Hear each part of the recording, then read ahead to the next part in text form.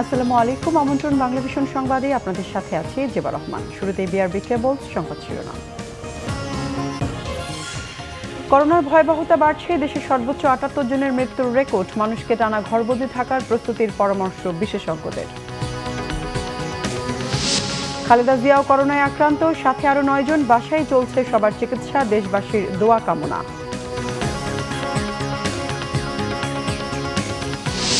১৪ April থেকে কঠোর lockdown, বন্ধ হবে আন্তর্জাতিক ফ্লাইটও, তবে খোলা থাকবে গার্মেন্টস ফ্যাক্টরি।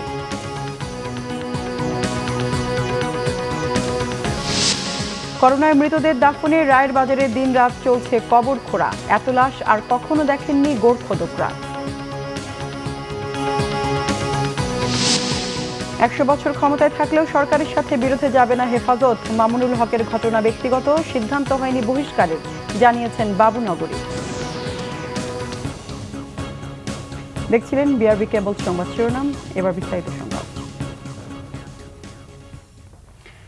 দেশে করোনায় মৃত্যুর সর্বোচ্চ রেকর্ড। ২৪ ঘন্টায় মারা গেছেন আরও ৭৮ জন। এ নিয়ে দেশে মোট মৃতের সংখ্যা ৯,৭৩৯। নতুন করে করোনা শনাক্ত হয়েছে ৫,৮১৯ জনের। স্বাস্থ্য বিশেষজ্ঞরা বলছেন, সংক্রমণ কমাতে লকডাউনের সময় সাধারণ মানুষকে টানা ঘরবন্দি থাকার প্রস্তুতি নিতে হবে। করোনায় মৃত্যুর মিছিল বেড়েই চলছে। গেল কদিন নতুন নতুন রেকর্ড হচ্ছে প্রাণহানিতে। দেশে করোনা শনাক্তের পর সর্বোচ্চ মৃত্যুর তথ্য রবিবার দিয়েছে স্বাস্থ্য অধিদপ্তর। ২৪ ঘন্টায় মৃতের সংখ্যা ৭৮। এতে করে দেশে করোনায় মৃত্যু হল ৯,৭৩৯ জনের। নতুন করে ২৯,৩৭৬ জনের নমুনা পরীক্ষা করে শনাক্ত হয়েছে ৫,৮১৯ জনের। এতে দেশে মোট করোনা শনাক্তের সংখ্যা দাঁড়ালো ৬,৮৪,৭৫৬ জন। দেশে করোনা শনাক্তের হার ১৯.৮১, সুস্থতা ৮৪.২০ ও মৃত্যুর হার ১.৪২। স্বাস্থ্য বিশেষজ্ঞরা বলছেন, কঠোর লকডাউনের পাশাপাশি নিজেদের সুস্থতার জন্য সাধারণ মানুষকেও অন্তত ১৪ দিন ঘরবন্দি থাকতে হবে। প্রত্যেকটি মানুষকে ঘরে তখন আবদ্ধ থাকতে হবে, অর্থাৎ সেখানে যিনি সংক্রমিত নন, সুস্থ মানুষ, তিনিও ঘরের মধ্যে থাকবেন, যিনি সংক্রমিত হয়েছে তিনিও ঘরের মধ্যে থাকবেন। এখন লাভটা কি হবে, যে যিনি সংক্রমিত এই ২ সপ্তাহ যখন তিনি বাধ্যতামূলকভাবে ঘরের মধ্যে থাকছেন, তখন তিনি তার এই রোগটিকে, আমরা জানি যে প্রথম ২ সপ্তাহ সে ছড়ানোর জন্য সবচেয়ে বেশি উপযোগী একজন ব্যক্তি, সেটি সে তখন ছড়াবে না। মানে কমিউনিটি স্প্রেডটাতে আমরা একটা হার্ট ব্রেক হিসেবে কাজ করাতে পারবো। এদিকে ১০ এপ্রিল সকাল ৮টা থেকে ১১ এপ্রিল সকাল ৮টা পর্যন্ত মারা যাওয়া ৭৮ জনের মধ্যে ৭৭ জনেরই মৃত্যু হয়েছে হাসপাতালে। আর এই ৭৮ জনের মধ্যে ৪৮ জনই ৬০ বছরের বেশি বয়স্ক। Miraj Hossain Gazi, Bangla Vision, Dhaka. BNP chairperson Begum Khaleda Zia করোনায় আক্রান্ত হয়েছেন। সকালে তার করোনা শনাক্তের রিপোর্ট পাওয়া যায়। সংবাদ সম্মেলনে বিএনপির মহাসচিব মির্জা ফখরুল ইসলাম আলমগীর বলেছেন, শারীরিকভাবে স্থিতিশীল আছেন বেগম খালেদা জিয়া। এদিকে তার বাসায় আরো ৯ জনের শরীরে করোনা ভাইরাস পাওয়া গেছে। কয়েকদিন ধরেই জ্বর ও ঠান্ডাজনিত সমস্যায় ভুগছিলেন বিএনপি চেয়ারপারসন বেগম খালেদা জিয়ার কয়েকজন ব্যক্তিগত স্টাফ। এমন পরিস্থিতিতে শনিবার বেগম খালেদা জিয়ার করোনার নমুনা পরীক্ষা করা হয়। রবিবার সকালেই খবর আসে BNP chairperson Begum Khaleda Zia corona positive. বিকেলে গুলশান কার্যালয়ে সংবাদ সম্মেলনে বিএনপির মহাসচিব মির্জা ফখরুল ইসলাম আলমগীর জানান, বেগম খালেদা জিয়া করোনা পজিটিভ হলেও শারীরিক অবস্থা স্থিতিশীল। দেশনেত্রী বেগম খালেদা জিয়ার করোনা পরীক্ষা করা হয়েছে। স্যাম্পল গতকাল আইসিডিডিআরবিতে নিয়ে নেওয়া হয়েছিল। সেখানে আমরা আজকে রিপোর্ট পেয়েছি যে তার টেস্ট রিপোর্টটা পজিটিভ, অর্থাৎ উনি করোনা আক্রান্ত হয়েছে। Professor doctor FM Siddiqui, professor of medicine এবং রেসপিরেটরি ফিজিশিয়ান, তার নেতৃত্বে তার ব্যক্তিগত চিকিৎসক যারা আছেন তাদের তত্ত্বাবধানে তার চিকিৎসা ইতিমধ্যেই শুরু হয়েছে এবং তিনি এখন স্টেবল আছেন, ভালো আছেন। আর তার কোনো টেম্পারেচার নেই, অন্য কোনো উপসর্গও তার নেই। দেশবাসীর কাছে দোয়া চেয়েছেন বেগম খালেদা জিয়া। দেশবাসীকে আমরা আহ্বান জানাবো এবং দেশনেত্রী বেগম খালেদা জিয়াও আহ্বান জানিয়েছেন যে তার জন্য, তার মুক্তির জন্য সবাই যেন দোয়া করেন। বিশেষ করে আমাদের দলের সকল স্তরের নেতাকর্মীদের কাছে আমাদের আহ্বান থাকবে যে তারা এই দেশনেত্রীর রোগ মুক্তির জন্য তার পরম করুণাময় আল্লাহ তাআলার কাছে তা দোয়া চাইবেন। এদিকে বিকেল 5টার পর খালেদা জিয়ার বাসায় যান তার ব্যক্তিগত চিকিৎসক ডাক্তার আব্দুল্লাহ আল মামুন। ফিরে এসে তিনি জানান, বেগম জিয়ার শারীরিক অবস্থা ভালো, তার কোনো উপসর্গ নেই। তার ব্যক্তিগত 9 জন স্টাফও করোনা পজিটিভ। আল্লাহর অশেষ রহমতে ম্যাডামের ফিজিক্যাল কন্ডিশন ভালো, তারা কোনো রকম উপসর্গ নাই তার, যেমন জ্বর, কাশি, গলা ব্যথা, শ্বাসকষ্ট, এদের কোনো কিছু নাই। এখানে সব কিছু আছে, অক্সিজেন বলেন, চিকিৎসা বলেন, আইভি ইঞ্জেকশন বলেন, সব ধরনের প্রিপারেশন এখানে আছে আমাদের। আমরা সব ধরনের ওরকম অ্যারেঞ্জমেন্ট করে রাখছি আগের থেকেই।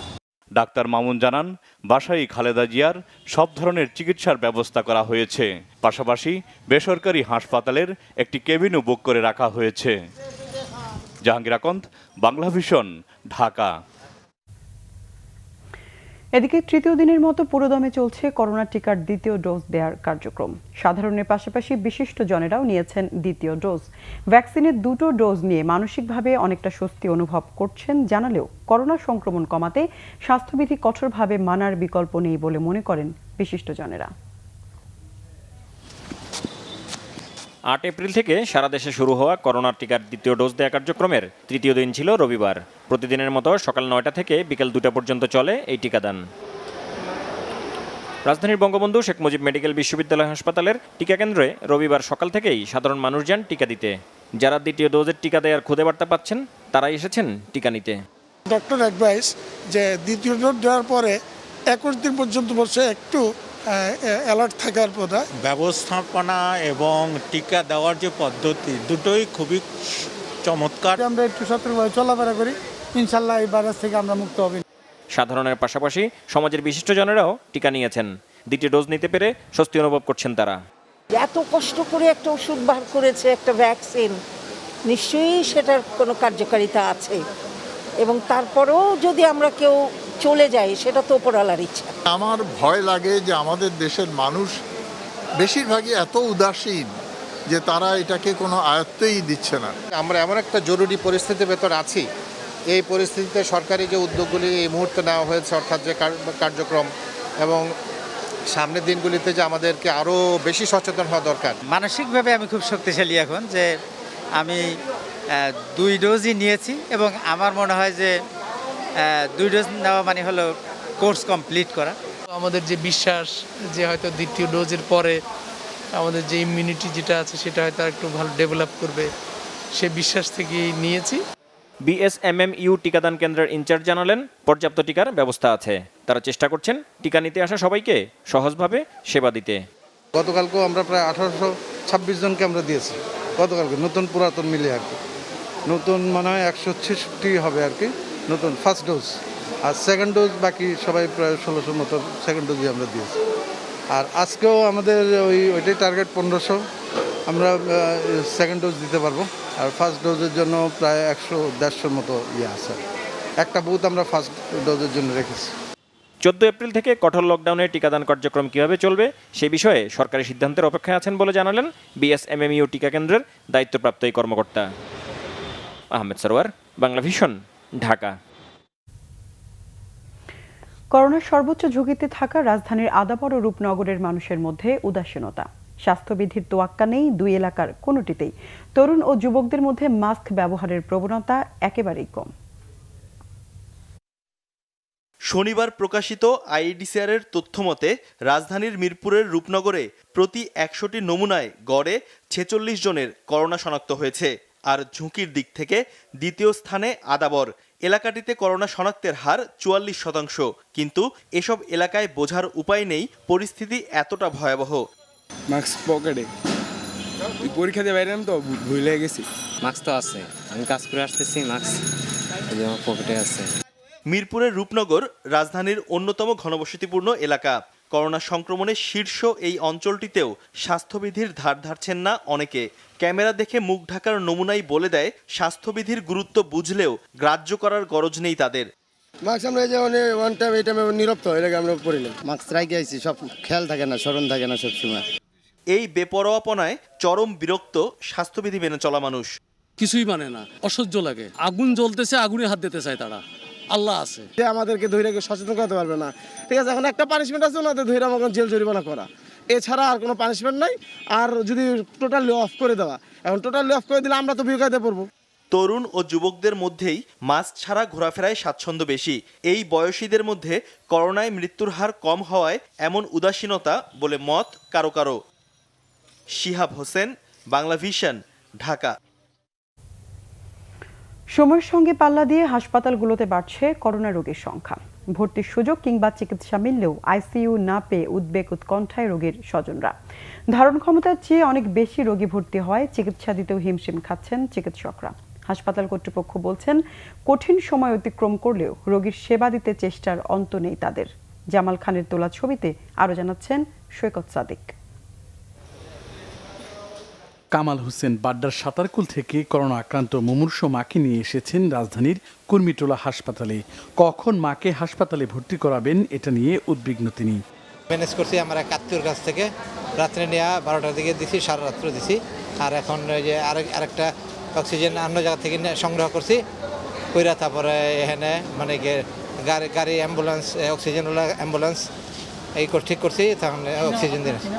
রাজধানী ঢাকা সহ দেশের বিভিন্ন প্রান্ত থেকে এখানে রোগী আসছেন। করোনা চিকিৎসার জন্য নির্ধারিত এই হাসপাতালটিতে 250 জন রোগী ধারণ ক্ষমতা থাকলেও 10 এপ্রিল পর্যন্ত ভর্তি হয়েছেন 400 জন রোগী, যাদের মধ্যে বয়স্ক রোগীর সংখ্যাই বেশি। সকাল থেকে অনেক রোগী আসতেছে, ম্যাক্সিমামই দেখা যাচ্ছে যে তাদের শ্বাস প্রশ্বাসের সমস্যা অনেক বেশি। তো আমাদের অক্সিজেনের যে সিলিন্ডার অক্সিজেন তাদের 5-6 লেভেলে দিতে হচ্ছে। ধারণ ক্ষমতার চেয়ে বেশি রোগী থাকার পরও হাসপাতালে রোগী আসা থেমে নেই।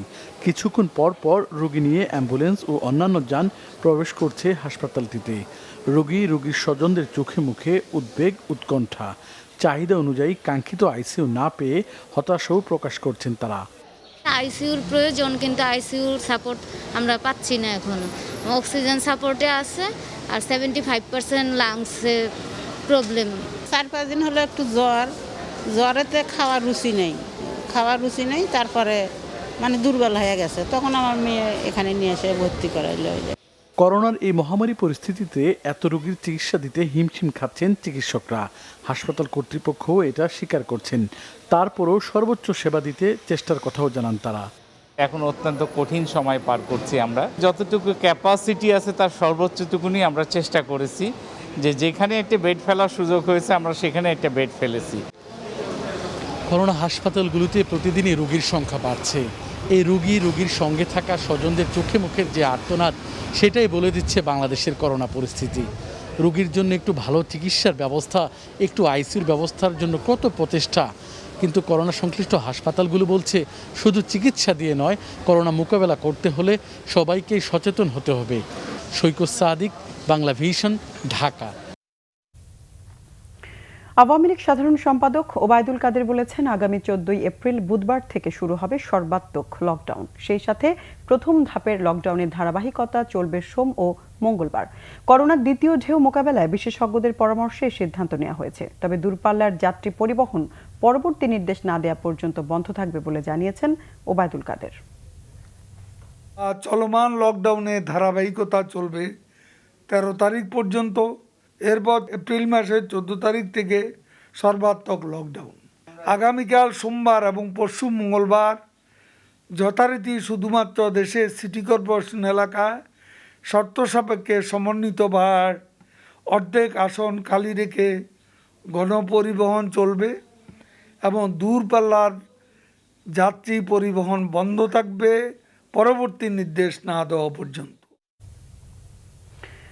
লকডাউনে অভ্যন্তরীণ ফ্লাইটের পাশাপাশি এবার বন্ধ হচ্ছে আন্তর্জাতিক ফ্লাইটও, জানিয়েছেন বেসামরিক বিমান চলাচল কর্তৃপক্ষের chairman air vice marshal Mofidur Rahman. তিনি জানান, ফ্লাইট বন্ধের এই সিদ্ধান্ত আপাতত 14 এপ্রিল থেকে 20 এপ্রিল পর্যন্ত বহাল থাকবে।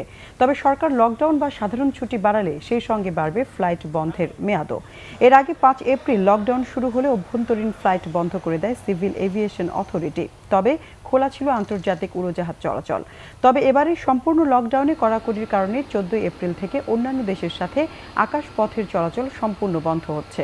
তবে পণ্য পরিবহনের কার্গো ফ্লাইট সহ বিশেষ ব্যবস্থার বিমান চলাচল অব্যাহত থাকবে বলে বাংলাভিশনকে জানিয়েছেন বেসামরিক বিমান চলাচল কর্তৃপক্ষের chairman air vice marshal Mofidur Rahman.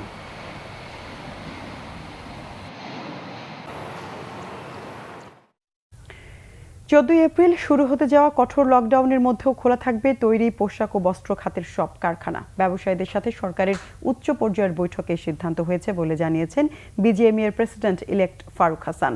এর আগে রাজধানীর একটি হোটেলে যৌথ সংবাদ সম্মেলনে লকডাউন চলাকালে কারখানা খোলা রাখার দাবি জানান পোশাক খাতের 4 সংগঠন। এ সময় এফবিসিসিআই ও বিজিএমইএর সাবেক সভাপতি শফিউল ইসলাম মহিউদ্দিন জানান, মহামারীতে 1 বছরে 709 জন শ্রমিক আক্রান্ত হলেও পোশাক খাতে সংক্রমণ এখনও 0.03% কম। মহামারীর কারণে 2019-20 অর্থ বছরে $600 কোটি রপ্তানি আদেশ হারিয়েছে পোশাক শিল্প। 1150টি সদস্য প্রতিষ্ঠানের $318 কোটি কার্যাদেশ বাতিল বা স্থগিত হয়েছে। কারখানায় ছুটির কারণে গত বছর প্রচুর শ্রমিক শহর ছেড়ে গ্রামে চলে যান। লকডাউনে কারখানা বন্ধ করলে এবারও অনেক শ্রমিক গ্রামে যাবেন, তাতে দেশব্যাপী সংক্রমণের ঝুঁকি বহুগুণ বাড়বে। এই বিবেচনায় রপ্তানিমুখী শিল্প প্রতিষ্ঠানকে লকডাউনের আওতামুক্ত রাখার দাবি জানান বিজিএমইএর ভারপ্রাপ্ত সভাপতি মোহাম্মদ আব্দুস সালাম। করোনায় মৃতদের দাফনে দিন রাত চলছে কবর খোঁড়ার কাজ। এক একটি কবর খোঁড়ার সাথে সাথে তা পূর্ণ হয়ে যাচ্ছে মরদেহে। রায়ের বাজার কবরস্থানে গিয়ে দেখা গেল এমনই চিত্র। গোরখোদকরা বলছেন, এত লাশ আগে কখনো দেখেননি তারা। ব্যস্ততা বেড়েছে দাফন সেবা দিতে থাকা স্বেচ্ছাসেবক সংগঠনগুলোরও। করোনায় মৃতদের জন্য সিটি কর্পোরেশনের নির্ধারণ করে দেওয়া রাজধানীর একমাত্র কবরস্থান এখন রায়েরবাজার কবরস্থান। করোনায় মৃত্যুর সংখ্যা রেকর্ড পরিমাণ বাড়ায় এই কবরস্থানের গোরখোদকদের ব্যস্ততম সময় পার করতে হচ্ছে প্রতিদিন। সকাল থেকে আসতে থাকে একের পর এক লাশ। এক একটি কবর খোঁড়ার সাথে সাথে তা পূর্ণ হয়ে যাচ্ছে মরদেহে। অবস্থা এমনই যে অগ্রিম কবর খুঁড়ে রাখতে হচ্ছে তাদের। আগের চেয়ে একটু বেশি হয়। আগে 2টা 4টা 1টা 2টা হয়েছে, এখন 4টা 5টা 6টা হয়। সংস্থার লোকে নিয়ে আসে, লাশের স্বজনেরা নিয়ে আসে না, এখন কোনো ভয় পায় না, এখন স্বজনেরা নিয়ে আসে বেশি। রিসেন্টলি চাপ বাড়ছে, আগে কম ছিল, নিয়ন্ত্রণে ছিল। কালকে আমাদের মার্কাজলে 82 জন গোসল করাইছি, করোনা পজিটিভ ডেড বডি গোসল করে। এখানে আমি নিজেই আসছি 4টা নিয়ে। এখানে মানুষ সচেতন না দেখে এখন মনে করেন যে লাশের সাথে আসতেছেন। আমরা আগে পিপিটিভি পরে আসতাম, এখন আমরা পিপিটিভি পরি না। শুরুর দিকে করোনায় আক্রান্ত হয়ে কেউ মারা গেলে তাদের গোসল এবং দাফন কাফন দিতে ভয় পেত পরিবারের লোকজন। তখন থেকে লম্বা একটা সময় মৃতদের সৎকারের কাজ করেছে দেশের কিছু স্বেচ্ছাসেবক সংগঠন ও সংস্থা। 1 বছরে দৃশ্যপট অনেকটা বদলে গেছে। করোনায় কেউ মারা গেলে বেশিরভাগ পরিবার এখন নিজেরাই দাফন করছে বলে জানিয়েছে স্বেচ্ছাসেবকরা। আমাদের টিম এখনো পর্যন্ত তারা ফিল্ডে কাজ করে যাচ্ছেন। আপনারা জানেন যে এপ্রিলের 1 এপ্রিল থেকে নিয়ে এখন পর্যন্ত গড়ে মৃত্যুর হার অনেকটা বেড়েছে এবং এখন আমরা প্রায় দিনে 30 থেকে 35টি ডেড বডিও আমাদেরকে ব্যবস্থা করতে হচ্ছে। বর্তমানে সাধারণ মানুষের মাঝে মমতা ও সহযোগিতার পরিমাণটা অনেক বৃদ্ধি পেয়েছে। মৃতের স্বজনরা এখন দাফন, জানাজা ও দাফনে স্বতঃস্ফূর্তভাবে অংশগ্রহণ করছে। আমাদের স্বেচ্ছাসেবীরা করোনা মৃতদেহের পুরোপুরি ভাইরাস মুক্ত করে পূর্ণ ধর্মীয় মর্যাদায় গোসল করিয়ে, কাফন করিয়ে, বডি ব্যাগে করে স্বজনদের কাছে পৌঁছে দিচ্ছে। এদিকে করোনা ছাড়া অন্য কারণে যারা মারা যাচ্ছেন তাদের দাফনে মানা হচ্ছে না স্বাস্থ্যবিধির নিয়ম। কবরস্থানে ভিড় করছে মানুষ। নাঈম হাসান, বাংলাভিশন, ঢাকা। আরও 100 বছর ক্ষমতায় থাকলেও সরকারের সাথে বিরোধে যাবে না হেফাজত, জানিয়েছেন সংগঠনটির আমির জুনায়েদ বাবুনগরী। এছাড়া যুগ্ম মহাসচিব মামুনুল হকের একাধিক বিয়ে তার ব্যক্তিগত বিষয় বলেও জানান তিনি। রবিবার চট্টগ্রামের হাটহাজারী মাদ্রাসায় হেফাজতের কেন্দ্রীয় কমিটির জরুরি বৈঠকের পর জুনায়েদ বাবুনগরী বলেন, হেফাজতের দায়িত্ব ঈমান আকিদা রক্ষা ও পালনে কাজ করা। সরকারকে ক্ষমতায় রাখা না রাখা হেফাজতের কাজ নয়। মামুনুল হকের বিষয়ে হেফাজতের কোনো বক্তব্য নেই বলে জানান বাবুনগরী। তিনি জানান, বৈঠকে কাউকে বহিষ্কার বা অব্যাহতির বিষয়ে কোনো সিদ্ধান্ত হয়নি। তবে বৈঠক থেকে হেফাজত নেতাদের বিরুদ্ধে মামলা ও গ্রেফতার হওয়া নেতাকর্মীদের মুক্তি দাবি করা হয়। এছাড়া আগামী 29 মে হাটহাজারী মাদ্রাসায় ওলামা মাশায়েখ সম্মেলন হবে বলেও সিদ্ধান্ত হয়।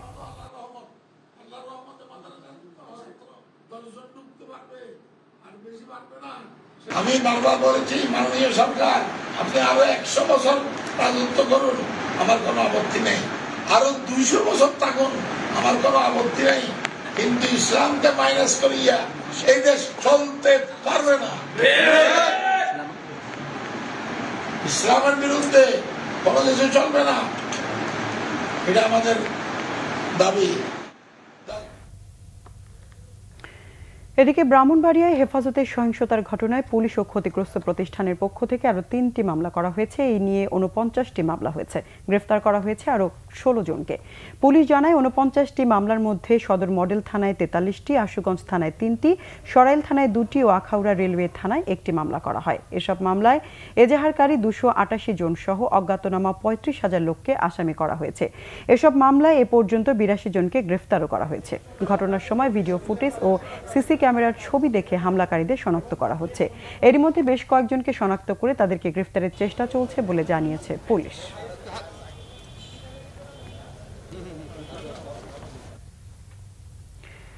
অন্যদিকে কারাবন্দী কথিত শিশু বক্তা রফিকুল ইসলাম মাদানির বিরুদ্ধে গাজীপুরে আরও 3টি মামলা হয়েছে। রাষ্ট্রবিরোধী, উস্কানিমূলক ও উদ্ধত্যপূর্ণ বক্তব্য এবং বিশৃঙ্খলা সৃষ্টির অভিযোগে তার বিরুদ্ধে এসব মামলা হয়। রবিবার সকালে জিএমপির বাসন থানায় জৈনক ও মুস্তাফিজুর রহমান ও দুপুরে কাশিমপুর থানায় মাসুদ রানা তৃতীয় মামলাটি করেন। এর আগে শনিবার রাতে টঙ্গী পশ্চিম থানায় যুবলীগ কর্মী নাজিম মিয়া একটি মামলা করেন। গত বৃহস্পতিবার জিএমপির গাছা থানায় প্রথম ডিজিটাল নিরাপত্তা আইনে মামলাটি করেন র্যাবের নায়েক সুবেদার আব্দুল খালেক। গত বুধবার ভোরে গ্রামের বাড়ি নেত্রকোনার পূর্বধলা উপজেলার লেটিরকান্দা থেকে রফিকুল ইসলাম মাদানিকে গ্রেফতার করে র্যাব। শনিবার সন্ধ্যায় মাদানিকে গাজীপুর জেলা কারাগার থেকে কাশিমপুর কেন্দ্রীয় কারাগার 2-এ স্থানান্তর করা হয়। নতুন 3 মামলার কথা জানিয়ে গাজীপুর মেট্রোপলিটন পুলিশের উপপুলিশ কমিশনার জাকির হাসান জানান, তদন্ত সাপেক্ষে কথিত শিশু বক্তার বিরুদ্ধে প্রয়োজনীয় ব্যবস্থা নেওয়া হবে।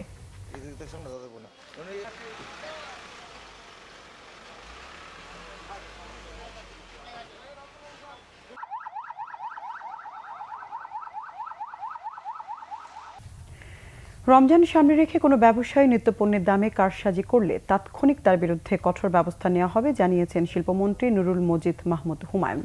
সকালে বিএসটিআই ও শিল্প মন্ত্রণালয় আয়োজিত রমজানে নিত্য প্রয়োজনীয় খাদ্যপণ্যের মান নিয়ন্ত্রণে কার্যক্রম সংক্রান্ত ভার্চুয়াল সংবাদ সম্মেলনে এই কথা বলেন মন্ত্রী। এদিকে আলাদা ভার্চুয়াল অনুষ্ঠানে অংশ নিয়ে স্বরাষ্ট্রমন্ত্রী আসাদুজ্জামান খান কামাল বলেন, পরিবহনে চাঁদাবাজির তথ্য দিলে তাৎক্ষণিকভাবে তার বিরুদ্ধে ব্যবস্থা নেওয়া হবে। আমাদের কোনো কিছুর অভাব হবে না। আমাদের চিনি প্রচন্ড মজুদ আছে, লবণ আছে, সেখানে কোনো রকম কারসাজি কেউ করলে আমরা তাৎক্ষণিকভাবে আমাদের কর্পোরেশন এবং আমাদের যারা ম্যাজিস্ট্রেট আছে তারা তাৎক্ষণিকভাবে সেখানে আমরা খোলা বাজারে সেগুলি রাখছি। কাজে অভাব নাই কোনো কিছুরই।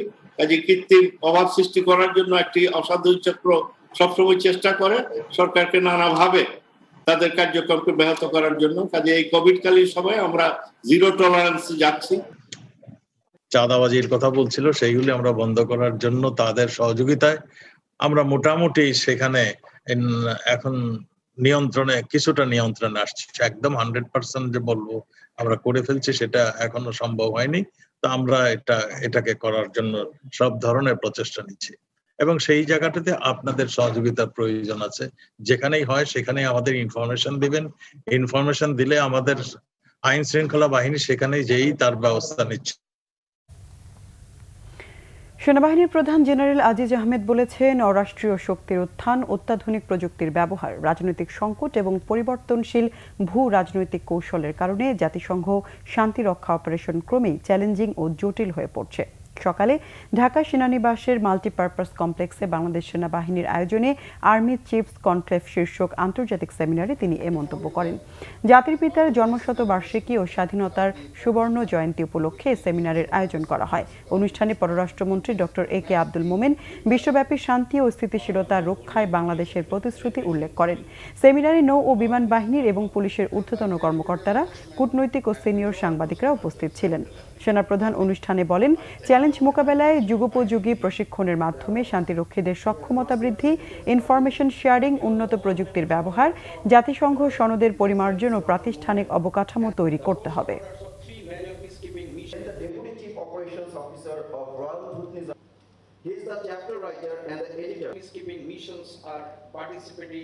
By exploring potential solutions to the challenges, it will be possible to anticipate where current approaches need revision or reconsideration. Few measures to face the challenges are to gain political solution to conflicts and enhance the political impact on peacekeeping. Military components in the field missions should prioritize comprehensive approaches to address the threats posed by the armed groups, coupled with political engagement and national and local authorities. বরিশালের মেহেদীগঞ্জে আওয়ামী লীগ ও বিদ্রোহী প্রার্থীর সমর্থকদের সংঘর্ষে দুজন নিহত হয়েছেন, আটক করা হয়েছে দুজনকে। মেহেদীগঞ্জ উপজেলার উলানিয়া ইউনিয়নের স্থগিত হওয়া নির্বাচনকে কেন্দ্র করে কালীগঞ্জ ও সুলতানি গ্রামে ওই সংঘর্ষ হয়। এতে আহত হন 10 জন। এ সময় 10 থেকে 12টি বাড়ি ও দোকানপাট ভাঙচুর করা হয়। নিহতরা হলেন সাইফুল সর্দার ও সাইদ চৌধুরী। সাইফুল আওয়ামী লীগের বিদ্রোহী চেয়ারম্যান প্রার্থী রুমা বেগমের সমর্থক। অন্যদিকে সাইদ আওয়ামী লীগের প্রার্থী মিলন চৌধুরীর চাচাতো ভাই। এলাকাবাসী জানায়, সীমানা জটিলতায় ইউনিয়নের নির্বাচন স্থগিত ঘোষণার পর থেকে দক্ষিণ ও উত্তর উলানিয়া দুটি ইউনিয়নের আওয়ামী লীগ ও স্বতন্ত্র প্রার্থীর সমর্থকদের মধ্যে বেশ কয়েক দফা সংঘর্ষ হয়। এর ধারাবাহিকতায় এই সংঘর্ষ হয়।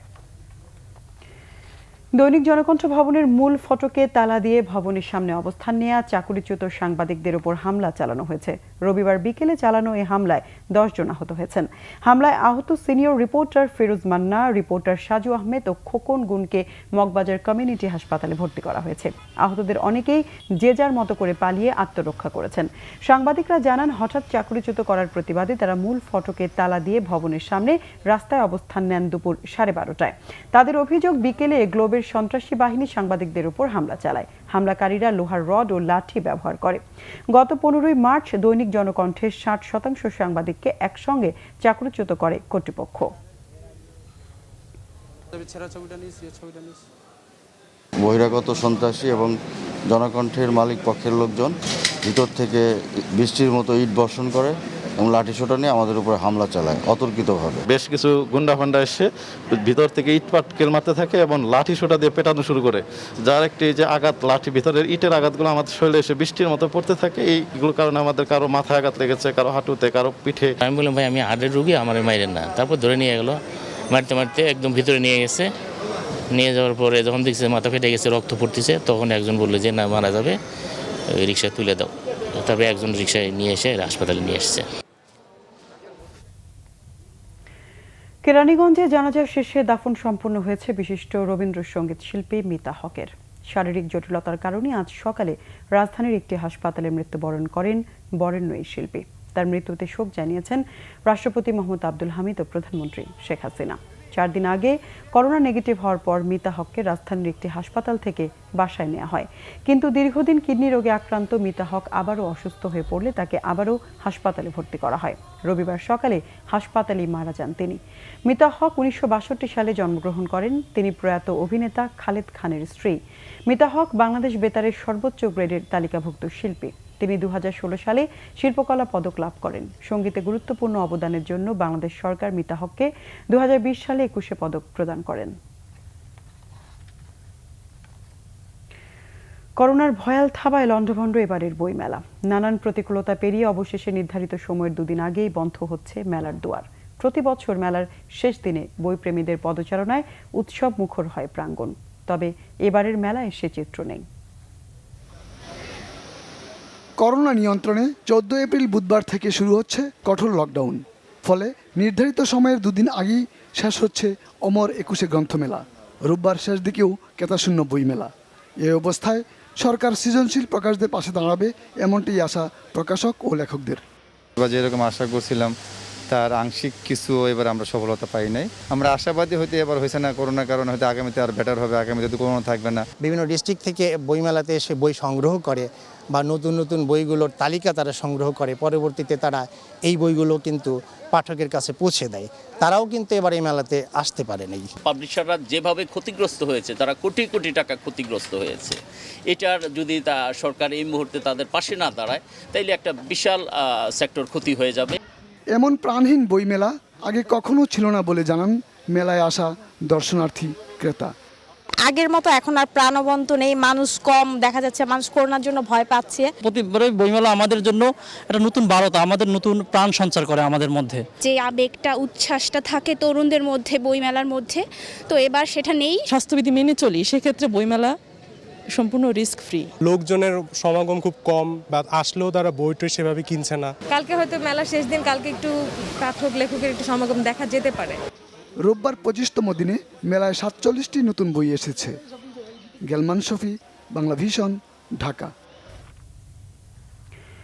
ঢাকা সেনানিবাসের মাল্টিপারপাস কমপ্লেক্সে সেনাবাহিনীর আয়োজনে অনুষ্ঠিত হলো আর্মি চিফস কনক্লেভ শীর্ষক বহুজাতিক সেমিনার। অনুষ্ঠানে প্রধান অতিথি ছিলেন পররাষ্ট্রমন্ত্রী doctor AK Abdul Momen MP। জাতির পিতা বঙ্গবন্ধু শেখ মুজিবুর রহমানের জন্মশতবার্ষিকী ও স্বাধীনতার সুবর্ণ জয়ন্তীকে ঘিরে বিশ্ব শান্তি প্রতিষ্ঠায় বঙ্গবন্ধুর অবদানকে স্মরণীয় করে রাখতে সেমিনারটি অনুষ্ঠিত হয়। আলোচনার মূল বিষয় ছিল future trade of global conflict, role of UN peacekeepers. আলোচনায় কিনোট স্পিকার হিসেবে বক্তব্য রাখেন বাংলাদেশ ও ভারতের সেনাবাহিনীর প্রধানরা, ডেপুটি চিফ অপারেশন ভুটান সেনাবাহিনী এবং জাতিসংঘ শান্তিরক্ষা মিশন মালি ও মধ্য আফ্রিকা প্রজাতন্ত্রের ফোর্স কমান্ডাররা সহ অনেকেই।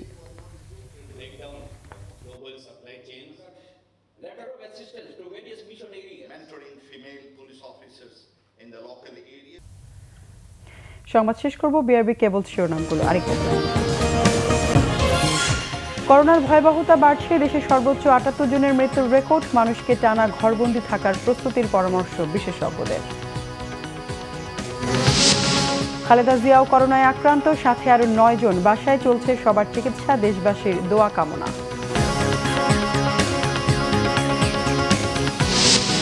14 এপ্রিল থেকে কঠোর লকডাউন, বন্ধ হবে আন্তর্জাতিক ফ্লাইটও, তবে খোলা থাকবে গার্মেন্টস ফ্যাক্টরি।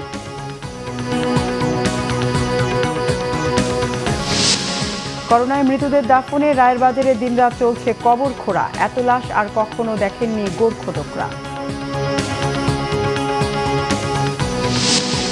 100 বছর ক্ষমতায় থাকলেও সরকারের সাথে বিরোধে যাবে না হেফাজত। মামুনুল হকের ঘটনা ব্যক্তিগত, সিদ্ধান্ত হয়নি বহিষ্কারের, জানিয়েছেন বাবুনগরী। দর্শক, ছিল এখনকার মতো। পরের সংবাদ রাত 1টায় দেখার আমন্ত্রণ রইল। এছাড়া বাংলাভিশন সংবাদ ও সংবাদ সংশ্লিষ্ট অনুষ্ঠান দেখতে ভিজিট করুন www.banglavision.tv ও facebook.com/banglavision এবং সাবস্ক্রাইব করুন youtube.com/banglavision নিউজে। এতক্ষণ সঙ্গে থাকায় ধন্যবাদ সবাইকে।